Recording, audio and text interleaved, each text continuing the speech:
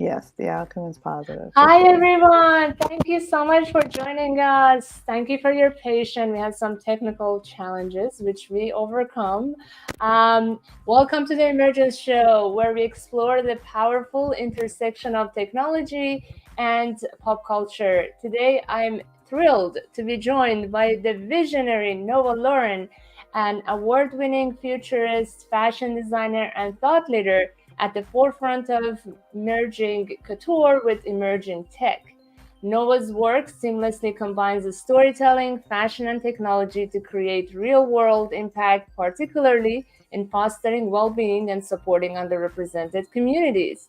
As the founder of the House of Nova, she's redefining the luxury fashion landscape by integrating AI, Web3, and sustainability into her designs. In today's episode, we'll dive deep into how Nova is using fashion and tech to tell powerful stories, build communities, and promote well being in the digital age.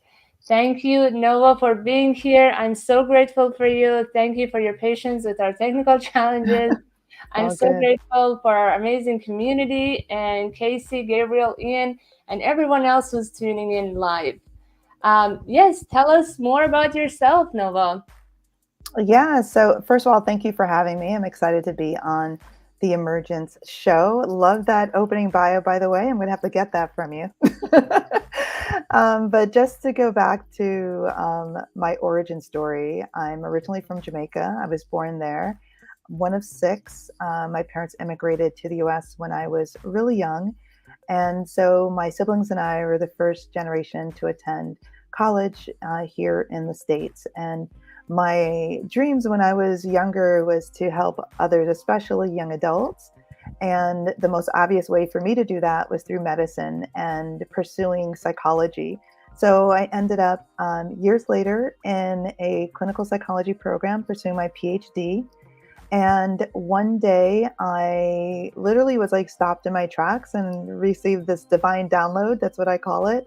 And the vision of how I was going to help people was through fashion. And just setting the stage, this was not in the heart of New York City or Miami or LA or Paris or Milan. This was in the middle of Connecticut, as often joked as being cow country. And so I did not have any direct influence from the industry. You know, my parents were always super stylish. And, you know, every day was my runway because I love dressing up. But other than that, no formal training or exposure to art or fashion. And this feeling became, you know, so overwhelming that I had to pivot and chose to, you know, finish up my studies in clinical psychology early with my master's and then head off to New York City, the Big Apple, to study fashion design. And that journey of studying fashion design was at the Fashion Institute of Technology. And years later, I moved back to New York, launched Nova Lorraine, which was a couture collection. And early on, I believed in quality. I believed in creating pieces that can endure generations, that could last, pieces that represented our sense of self. I wanted to bring psychology into everything I do, and I still continue to do that. I believe fashion is our second skin, and it is one of the most powerful tools that we can use, not only to communicate our stories, our personal stories, but also to improve our well-being. And so that journey of fashion eventually collided with media as I had the aha moment of launching Rain magazine, which focuses on the future of fashion, culture, and technology. And it was through my desire to give back to the creative community, to have something in the marketplace that didn't exist when I launched my business, where there was something, a platform that didn't matter who you were, who you knew, how much money you had, but what impact were you making? What's your story? And can we share that story to a global platform? So being really early on digital products and assets, and Rain was my first, launching exclusively as a digital only magazine at a time where that wasn't the trend or the thing to do, and eventually moving to exclusive events and on demand and on bookshelves as well. And Rain is what introduced me to emerging tech. I did an article on Bitcoin in 2013, and that was my first bite from the blockchain bug, and was hooked on this idea around finance and cryptography. And a few years later, decided to jump into the rabbit hole, all things Web3, starting initially, of course, on the fintech side of things and crypto. And that was in 2020, actually, right at the start of the year, pre-pandemic. And the more I learned, the more I wanted to learn, the more I wanted to share, because I saw that we were on a cusp, if not already in a disruption of all industries. And years later, after tinkering with NFTs, building metaverse worlds, working with DAOs and decentralized governance, tokenization, fractional ownership, I fell into generative AI. And this was over 2 years ago. So about spring, summer 2022, I guess. And I just saw it as magic that I can literally paint with words. And fast forward, I have the House of Nova, which is still in stealth mode as we build out the future of Couture. And that was born that same summer of 2022, bringing emerging tech together with Couture to create impact and improve well-being worldwide. Wow, such an inspiring story. And you've really touched on so many different areas with his diverse background. Really fascinating. And we are hearing our audience is really amazed by it too. Super inspiring as always. And yeah, so this is really fascinating. How did you think about this kind of intersection of your experience? So you had this psychology foundation, and then now you have these tools in front of you. Can you tell us kind of like how you put all these tools together, create magic? Yeah. I would say the first tool was probably blockchain, and learning and understanding the ecosystem around non-fungible tokens, where you can have something as valuable as art, antiques. I see couture as a fine art of fashion. Couture being democratized, being owned by multiple people, but then also being shared in a way that hadn't before. And I saw, NFTs at the time, these images on blockchain technology, on cryptography, as a way of capturing stories and culture, and just creating awareness around this unique skill set, this art, created by individuals around the world that really represent history, humanity, attention, love, craftsmanship, art, but in the form of clothing and fashion. And so that was when I first started tinkering with the technology. And then there was the rise of 3D design, immersive environments, worlds, aka metaverse spaces, gaming spaces that were taken to the next level. And I really strongly believe that everyone should play with the technology. As a creator, I wanted to create. And so, not just speak from a theoretical standpoint, I was reading and podcasting and writing, and oftentimes being asked to do workshops.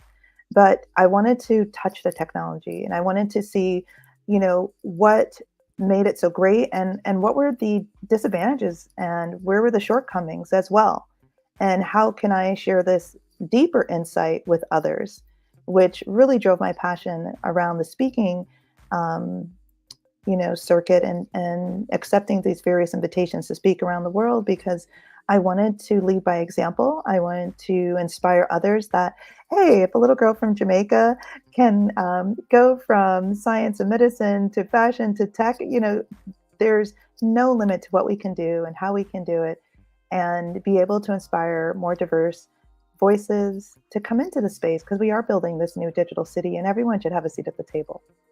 Yes, and we, with our different backgrounds, we are bringing new perspectives that can actually help the fashion industry.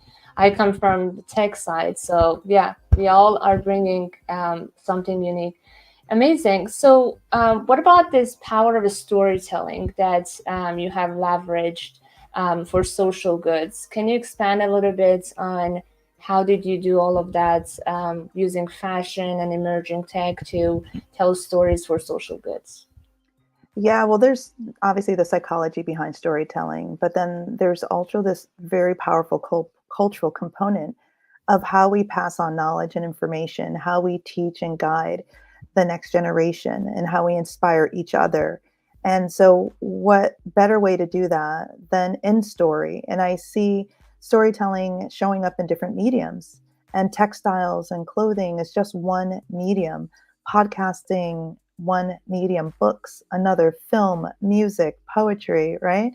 And so this is something, it's a tool. I see storytelling as a tool, a channel of communication, a way to share, art, knowledge, history, culture, and to embody that in all that I do. And, I often joke early in my design career, I was approached to do a lot of consulting, which continues until this day. And I joke that I'm the accidental consultant because it wasn't anything I sought out, but I understood how you can use different layers of impact from a psychological standpoint, different cues, emotional cues, to create a stronger story. And if you want to create impact, that is a skill set that really works to your benefit. And additionally, I read a ton. I'm reading 3 or 4 books simultaneously all the time, and both fiction and nonfiction. I'm definitely a lifelong learner. And I also write both fiction and nonfiction. So, using the writing and reading to further develop my storytelling skills, using the creative direction that I have from an artistic standpoint, from a designer standpoint, and powering that with technology, powering that with AI, powering that with 3D design and modeling. And it's really this multidisciplinary approach that I take to make impact. Because at the end of the day, what is impact? When you can measure the difference of what you did, after you leave the room. Exactly. And, was the wind strong enough to bend the tree? What impact did the force of that wind have, right? And so I am looking at what I do as a way to really create positive change in the world. And so I look around me to say what tools are at my disposal, and how are humans, how are consumers taking in information, and how can I use those tools and those channels of communication to create more positive influence. Love it. And speaking of you writing, I know that you have a book, a new book. Maybe tell us more about your writing and books that you had. Yeah, so The Jockey and the Horse, which is on the screen now, is my most recent book. It's my second authored book, outside of the magazine that I've been publishing for over 15 years. Really excited about this publication as I continue to travel and speak, and really see the fear and anxiousness in the room. I wanted to put something in the world that allowed individuals a really easy way to digest what is AI, and what are the use cases, and how is it impacting creativity. How, as founders, as innovators, as entrepreneurs, as creatives, how can we utilize this technology for good? How can we utilize it for building our businesses? How can we utilize it for expanding our imaginations? And most importantly, how can we utilize it to make a positive impact on our communities?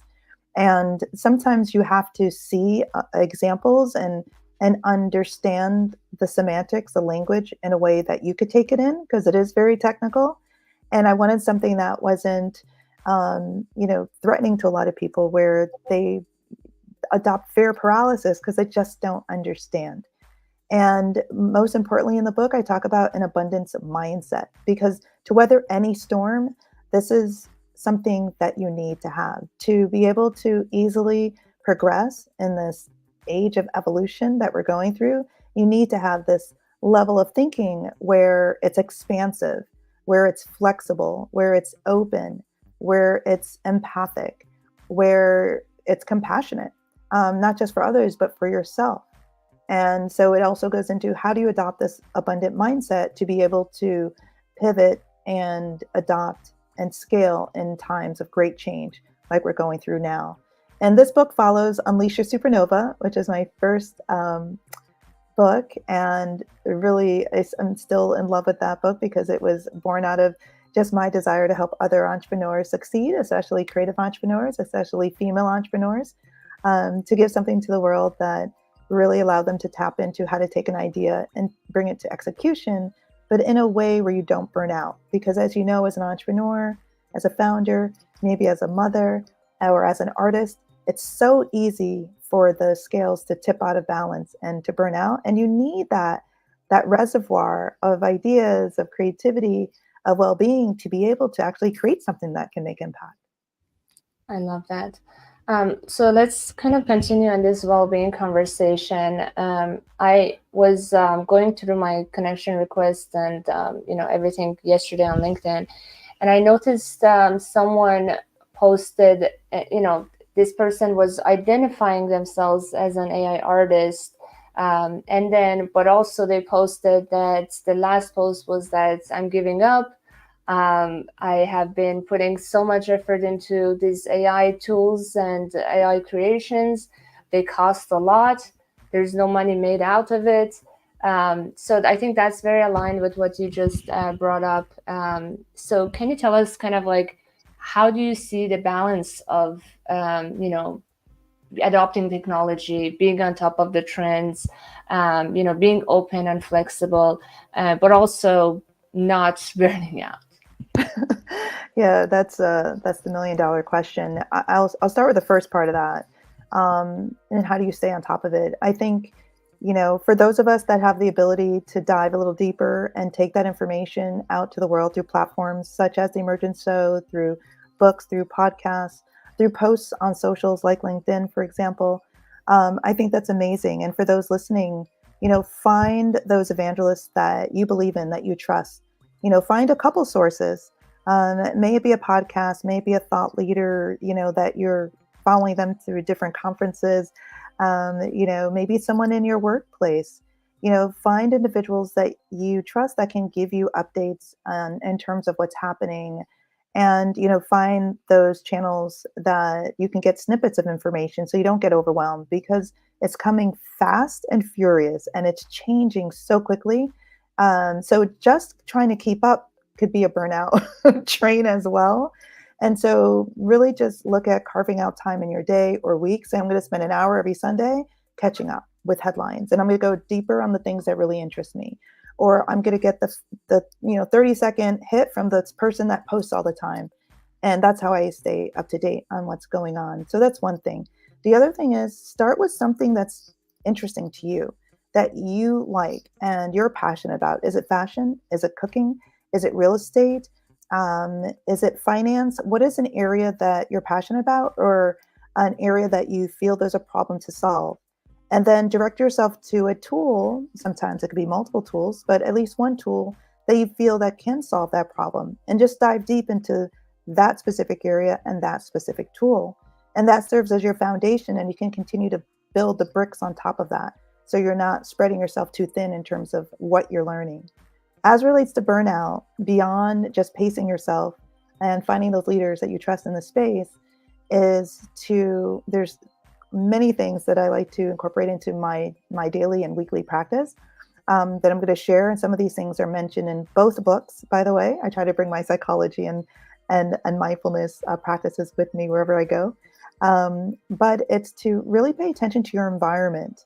And if you're someone that works well in well-lit areas, then don't disregard that. Make sure you're set up in a space that has a lot of natural light, or that you have lots of lights turned on, even if it's the daytime, because that really can impact your creative energy levels. Additionally, take advantage of your senses, right? So if we are activating our 5 senses as much as possible, it keeps us alert, it keeps us thinking, and it allows for those more creative thoughts to come in. And then when you're not running low on energy or creativity, then it's hard to burn out.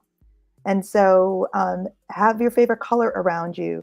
Light a candle of your favorite scent. Even if you're working from home, spritz some perfume on, and maybe have your favorite snack near you where you can snack. I love berries, so that's a little treat for me. So think about, how can you activate your senses, and keeping your environment full of those things that inspire you is also going to help rejuvenate you throughout the day. And also, if you have a creative task that needs your attention, if you're writing a book or you have a business plan you're working on, or you're about to do an interview like this, do something active right beforehand. So that's a mindful practice, any form of activity, dancing, singing, running, stretching, yoga, gardening, write a song, a poem, and you're going to activate those creative juices. And you're again going to replenish those energy levels so you have more output and you can get to those end goals sooner, and more impactfully. Love it. Yes, as part of Nike Running Club, I was hearing that they said like stress is just a burst of energy. So you can put that energy somewhere else. If you're working out, running, you're just, positioning that energy in the right place rather Absolutely. than being there to stress you out more. So I love you. I love you about saying that. That's amazing. Awesome. So let's touch on some of the comments that we have. Sonia says that she loved your book. Definitely simple explanation of technology and its benefits. Gabriel is enjoying the conversation and thoughts you're sharing. And Gabriel has a lot of questions for you that we will get to. All right, cool. So I know one aspect, and so before we get into the community part, because one aspect that actually keeps us going is actually the community, like the folks that we have watching us and contributing today. And before that, I want to kind of hear from you. What are specific resources or folks that you're looking up to for resources? Any books you can mention? Any podcasts? Any thought leader that you kind of follow? Yeah, well, I have to say, shout out to the AICC community on LinkedIn. It's a community of creators that took the leap early on to start playing with these tools of generative AI. There are so many thought leaders that inspire me, including the female founders within the House of Nova collective, just some incredible human beings. Individuals that stand out to me, of course, on LinkedIn are Dr. Martha Beckenfeld, Margarita Barreto, Dr. Wednaud, and all of these individuals are in the creative space and technology space, and they all express their creativity in different ways as innovators and founders and are truly inspiring to me. Big Al is another great one. Sachin, I think it's the Lemon AI platform and community. Their educational workshops are great. There are so many because I'm a big nerd and I will follow and read and share as those posts pop up on LinkedIn. But then there are some podcasts that are my go-to as well that I make sure that I digest on a weekly basis. And then, of course, I stay tuned in with the headlines because what's happening around us from a sociological standpoint, economic standpoint, is going to impact the solutions that are needed in the space and where individuals are today. We're futurists, we're on the front lines, the cutting edge, but at the end of the day, individuals are looking for solutions for problems they're facing right now. And so how do we stay ahead and prepare for what's coming while also delivering value today? And so understanding what's happening around us and how our landscapes are changing can position us to be more impactful, not only for future innovations that we're working on, but for what we can do to help our peers and our neighbors right now in the present moment. Yes, more tangible solutions. Love it.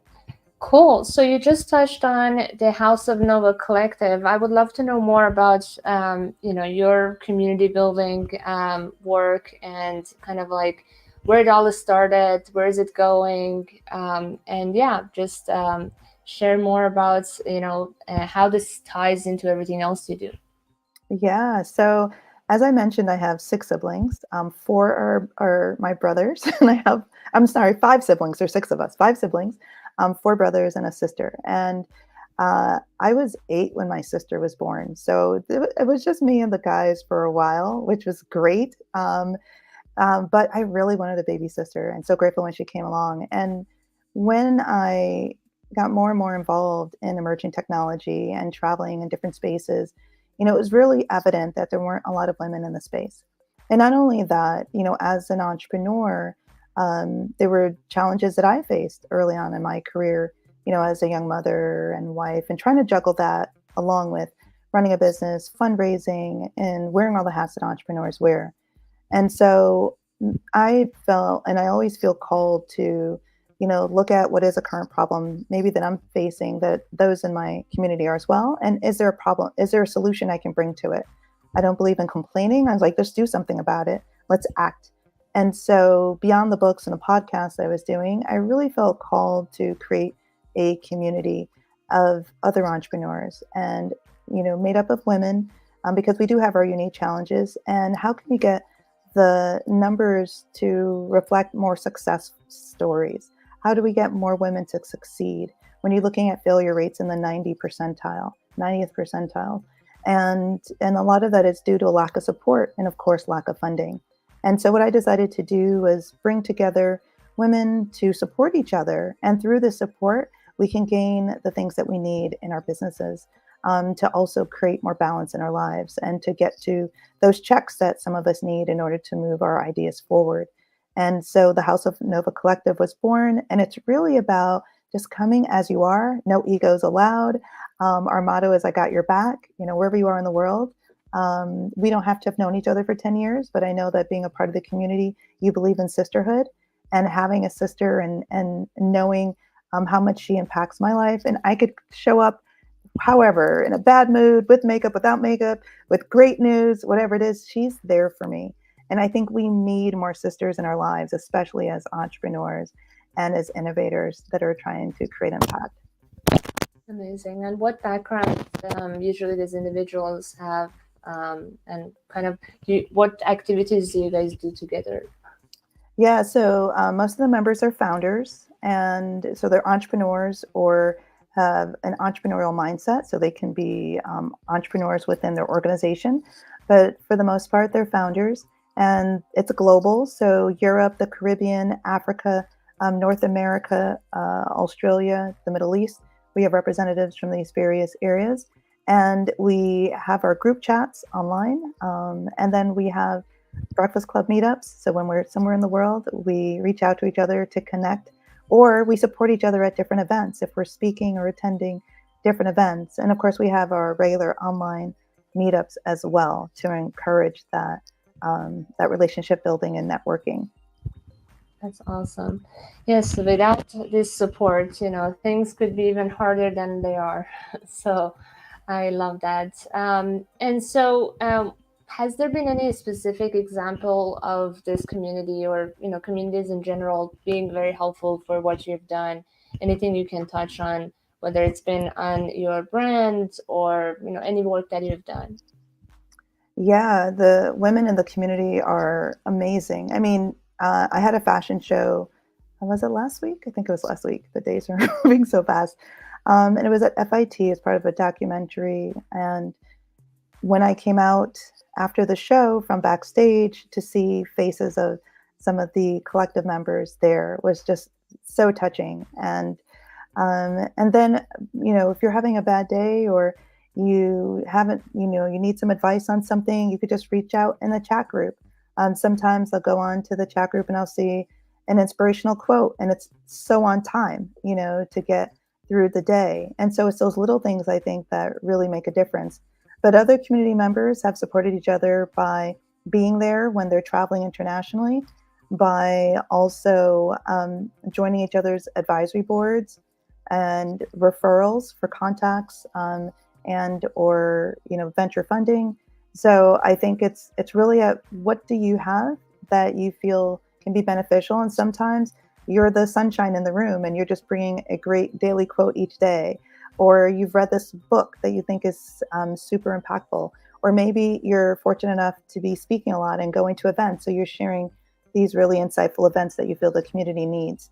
So these are just some small examples of how I feel the community benefits not only me, but others within the group as well. That's amazing. So speaking of your fashion show, this is the video, correct? So there are two shows that I did, because I'm a digital designer trained traditionally, and then of course most recently working with digital fashion. So what you have in front of you is a fashion show that I created and animated with AI, various generative AI tools. And I believe this is part of the future of fashion, to be able to democratize how designers can show their work, reach their audience, and also be sustainable.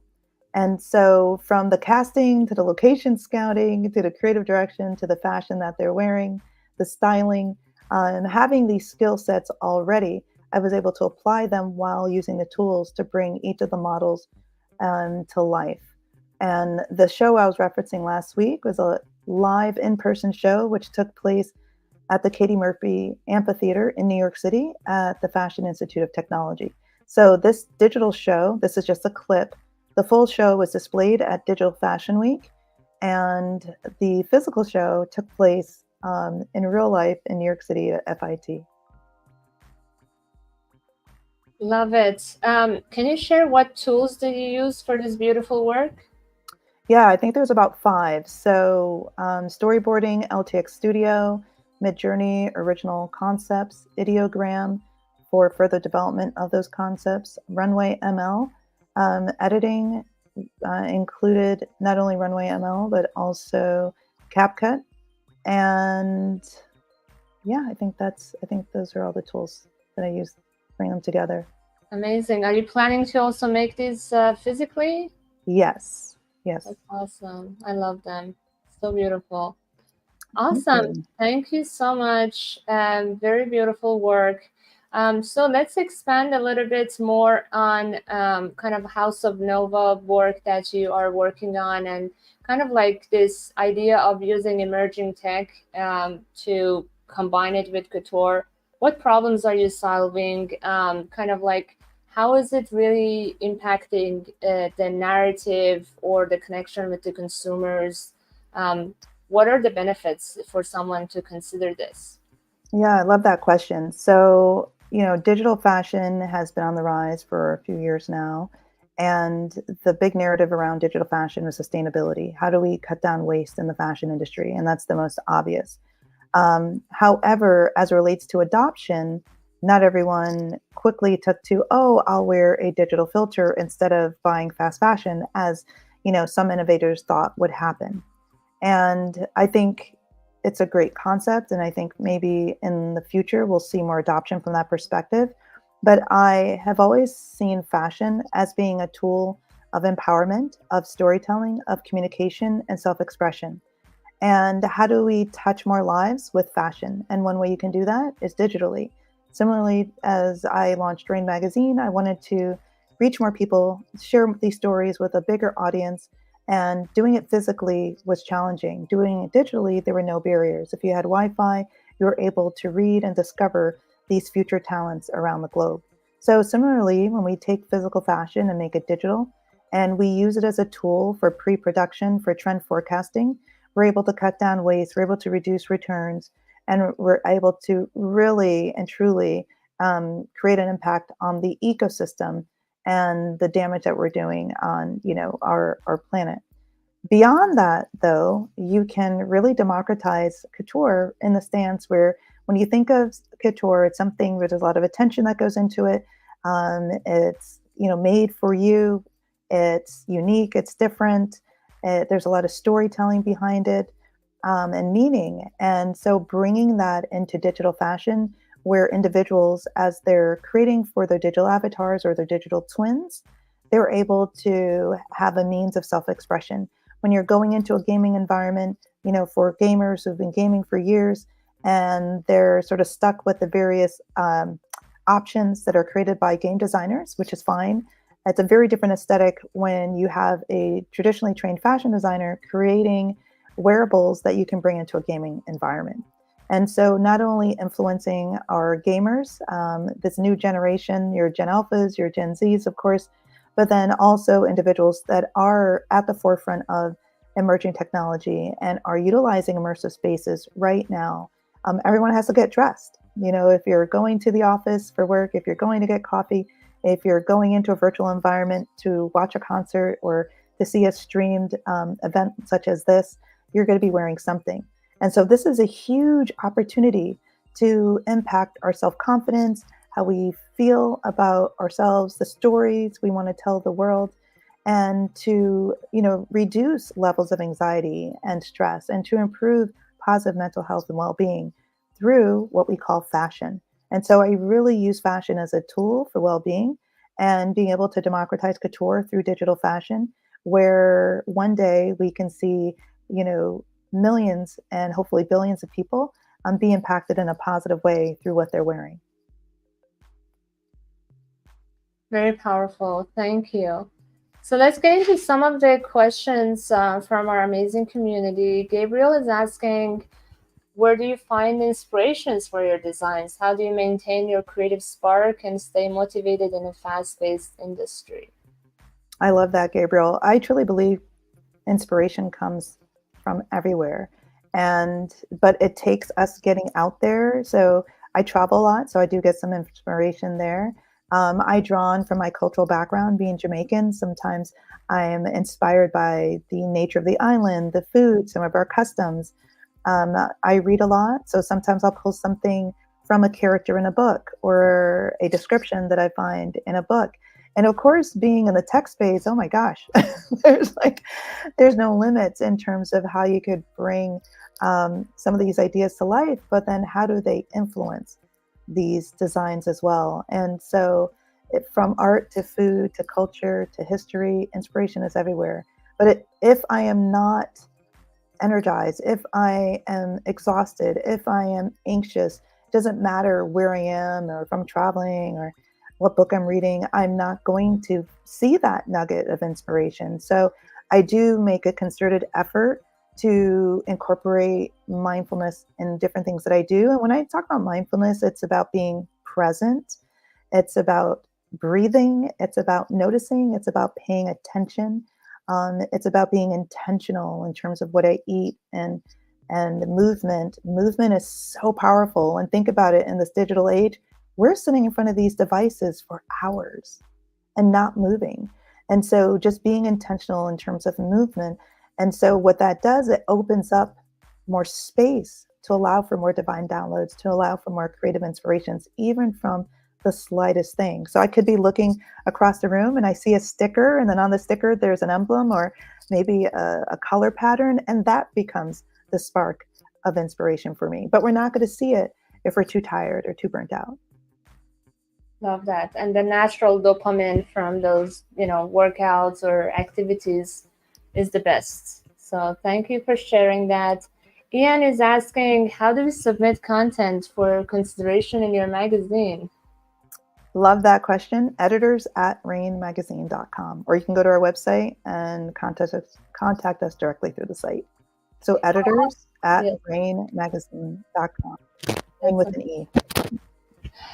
How often do you guys publish, and so is it accessible through the website?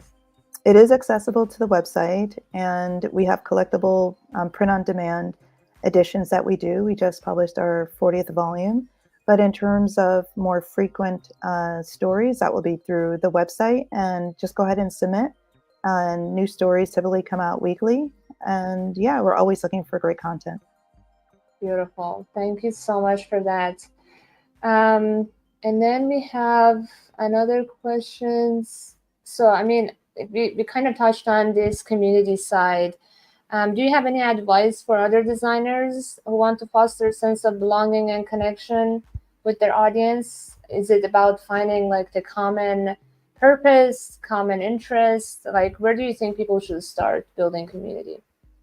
I love this community question, because I do believe community is really going to drive future businesses. We're going to see more micro communities and more solopreneurs not choosing to grow to the 1,000-person plus 10,000-person companies that we see of today, but they're going to be supported by community or get their first start by their community. And it does begin with a problem you're trying to solve, because if you're trying to solve it for yourself, typically there are other people who share that same problem and angst. And so maybe it's, I want to learn how to do a skill. Maybe I create a community around teaching and showing these skills. Or I'm interested in food or healthier eating. And so there's other individuals around me. So I'm going to be the center point of finding individuals that share this interest. And then the same community will then probably like unique cookbooks and different food podcasts. And then you can start seeing where the interests continue to expand and how you can continue to deliver value to that community. But I would say start small, start with a unique problem that you have or someone that you know or close to you has, and then build a community around the solution to the problem. And it's okay if it's 10 people, it's okay if it's 100 people. It doesn't always have to be millions of people, because when you get to scaling that size, you then lose a little bit of that impact. So unless you build that in from the beginning, in terms of how you're going to grow and scale your community, you really want to be mindful of the size of it as well, because one person knows at least 10 more people. So if you're impacting them, you're truly impacting 10 other people. And so also be mindful of the size of the community as well. And then where do you see it going? Is there a cap? Do you want to grow it to millions and millions of followers? And that's okay too. But just understanding they're not going to be your super fans, the millions and millions, maybe those first 100 or 10,000 will be your super fans.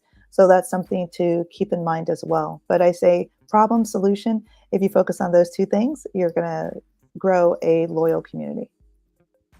Yeah, and there is only so much time in a day and energy that we have. So there are so many people only we can really deeply know and impact. So that's really good advice. And also, like, engaging with your community is important. It's not just a matter of like calling them a community. You have to have enough time and resources to serve them and offer them value, like you said. Amazing. And the other question is about kind of the trends and challenges in the fashion industry. What are you seeing happening now and in the coming years? Yeah, I'll start with the challenges. I would say, there's some buckets that are hot topics right now. Sustainability is one, circularity, which is on the branch of the sustainability tree. Of course, we have technology, which includes AI, which is another branch. And then you could almost argue gaming and entertainment as another one as well. And so I would say challenges that are facing the larger companies is, how quickly they can adapt to the changing technology.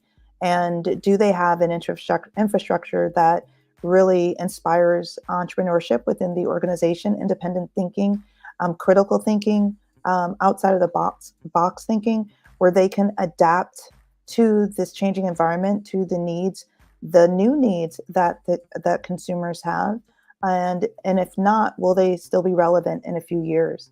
And in terms of the independent designers and smaller companies, the newer entrepreneurs, typically the obstacles still lie in access to the technology or time to learn the technology. Sometimes it's aptitude. It gets challenging because it is very technical still.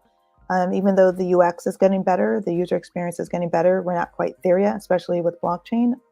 And then it's capital, as someone mentioned earlier in your comment, Nico, in terms of this is expensive maintaining these.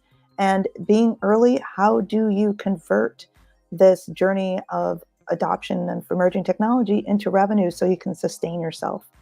And that's where this abundant mindset comes into play. Out of the box thinking comes into play.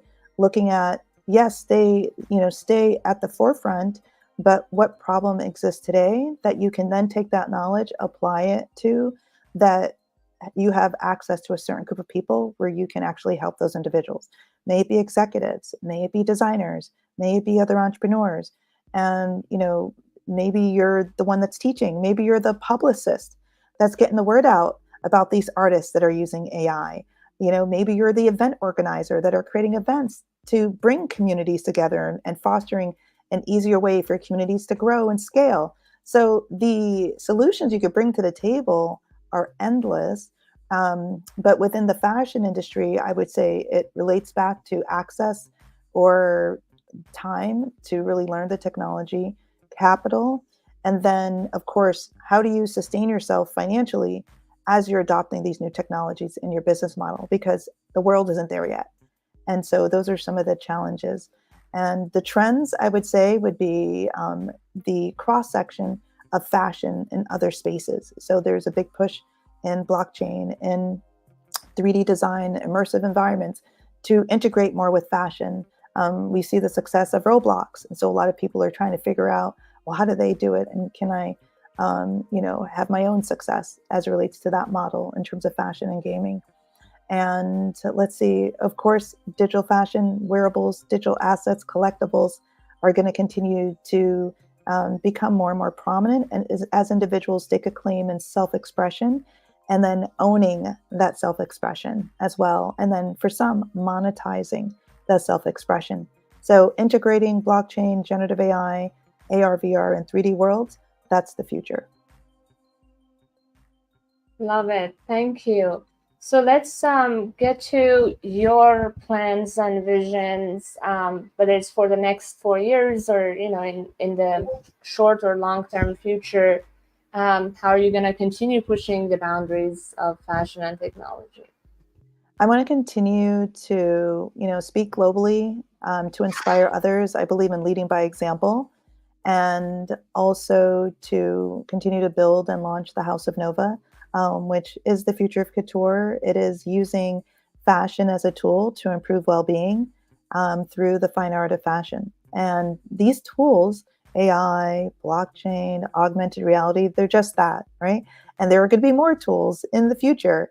And it's looking at the tools of the moment in order to drive change. So that's something that I believe in. I am super passionate about storytelling. And as you see, I've brought it into what I create with fashion as I do branding campaigns for myself or others, in the most traditional sense of writing, books and sharing that to my communities. And so continuing to integrate storytelling as a powerful tool to make change. And so look out for fashion films, look out for more live events, because I feel that the physical, although we're in this digital age, the physical is still what continues to make us feel human. And so it's always going to have value. So we don't want to disregard, these physical experiences, because they're such an integral part of how we socialize, how we build relationships, how we grow as humans by being in the same room with each other, but then also activating those five senses that I mentioned, which includes touch, smell, taste. And these are physical experiences. And so I don't want to underestimate that. So continuing to find the balance between the physical and digital and being a leader in that space. Love it. So let's touch on this beautiful work that you have done. Can you tell us more about it? Sure. I'm still pinching myself. This piece landed on the moon February 22nd. So to have art on the moon is incredible and very fitting with my nickname Supernova. So I'm going to claim it, like, let's go. But I'm one of 22 impact artists that was selected by Bit Basel in an art contest to represent art and humanity as part of a project of preservation, sending works of art to the moon in various forms. So it included fashion, music, film, and many other art forms. And as a collective, under the Luna Prize Museum, these digital representations of the art landed on the moon. And this is the piece. I wanted to create something that, hey, you could wear to a space gala. And so there you go. Love it. And what tools did you use for this beautiful work? Midjourney. Amazing, amazing. Wow, this is really inspiring to have such a great work that will be selected and goes to another planet. That's really inspiring for a lot of our amazing digital fashion community. Awesome. So tell us about how our community can contribute and support you in the mission that you have, in the vision that you have. How can people find you and contribute to your great work? Yeah, thank you. If you're a founder and you are looking for more support and sisters on this journey of entrepreneurship, definitely reach out to me on LinkedIn. You can DM me and get more information on the House of Nova Collective. And together we can continue to support more and more women, bring more and more women into the collective.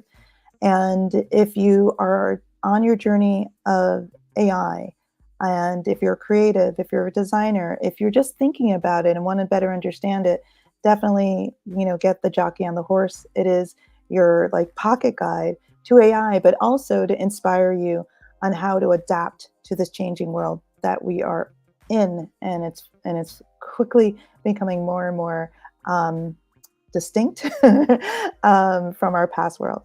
And also, I would say follow me on my socials, Nova Lorraine, and on most socials, and that's Lorraine with 2 R's, and the Real Nova Lorraine on Instagram.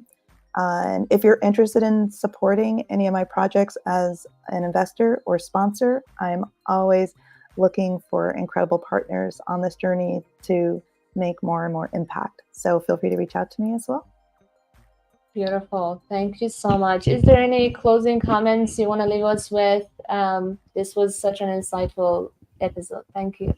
Yeah, I love to use, I brought this up in my book, Unleash Your Supernova, to imagine yourself as a bamboo tree.